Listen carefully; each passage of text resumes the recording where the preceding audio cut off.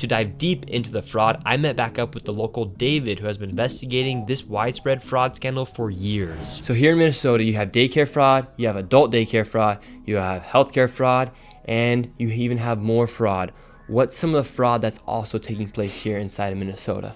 Well, what I think might be sort of the heart of the beast here is this transportation fraud. And what I mean by that is in Minnesota, we have something called non-emergency medical transportation, NEMT. My research has shown that there are about 1,020 such companies in Minnesota, and more than 90% of them are Somali-owned.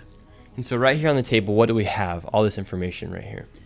So I have a number of companies that are local here in the Twin Cities, and this is just a fraction of the companies that are out there. What I found was that the national average for a non-emergency medical transportation company is 20 vehicles per company. A lot of these companies, their address is an apartment, some are in a house, some are in a convenience store, some of them in a vacant building. There's no signage, there's nobody there. And so why would there be such a need for all these transportation companies here inside of Minnesota? So if you think of this transportation as the hub of the wheel, so childcare is a spoke, adult daycare is a spoke, autism is a spoke, the interpreter services, which we can get into, that's another spoke. It all ties back to transportation. Why?